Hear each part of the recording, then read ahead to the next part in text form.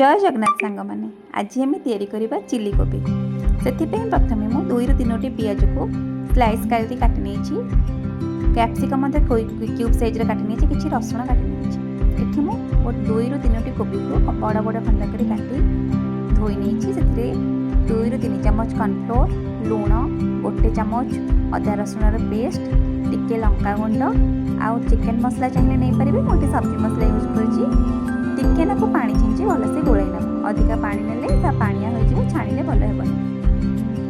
ये मैं तेल गरम कर कोबी तक गोटी गोटी कर फ्राए कर कोबीटी नाली है पर्यंत फ्राए करवा तेल को छाणी ना देखो मुझे एपट सेपट कर नौची ये मोर कोबीटी छाणी हो जाइए भाव में कोबीटी को छाणा तेल गरम कर गुण गुण काटी रसुण को पकाइबा रसुण टी फ्राए हो जाए से आम काटिकी रखि पियाज एवं कैप्सिकम पकाइबा पियाज टी सॉफ्ट हो गला पर कैप्सिकम पकाइबा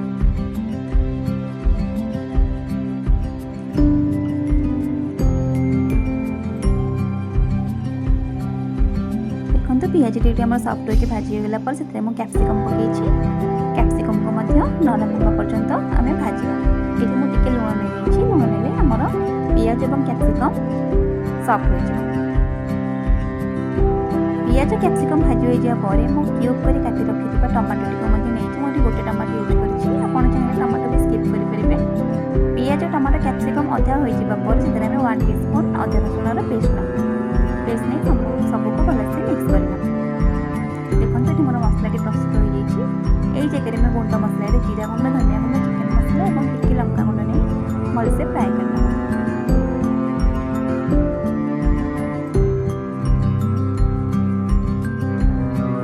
भल से फ्राए हो जाए आम छाणिकी रखी कोबी तक पकई भल से मिक्स कर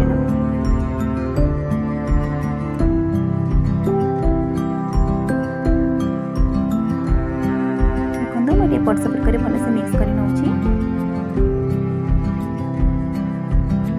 कोबी पियाज टमाटो देखो आमर ये सॉफ्ट हो गलानी एठी मु सॉस ऐड कर टमाटो सॉस सोया सॉस एवं चिली सॉस सब 2 टीस्पून ऐड कर सोया सॉस टिके कम ने नहीं भलसे मिक्स करना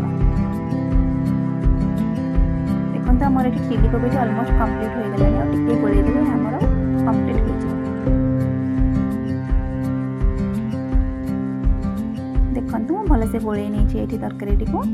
ये आमर चिली कोबी प्रस्तुत हो जाए ओल्हेबा को अल्प समय पूर्व मुझे किसी धला राशि पकई खाइबा को भल लगे और लुक वाइज भल देखा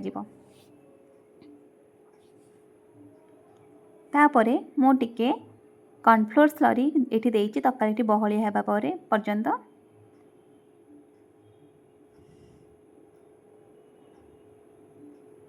कॉर्नफ्लोर स्लरी दे सारा पर आम भलसे मिक्स करना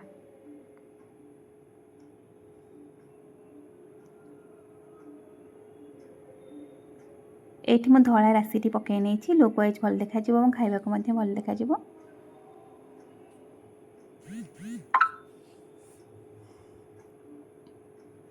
धला राशि पकई सारा पर से सबको भलसे मिक्स करना देखो ये आम प्रस्तुत हो जाए चिली कोबी यह रुटी और परोटा संगे खाइबा को भल लगे गोटे थर करंतु एवं खाआंतु।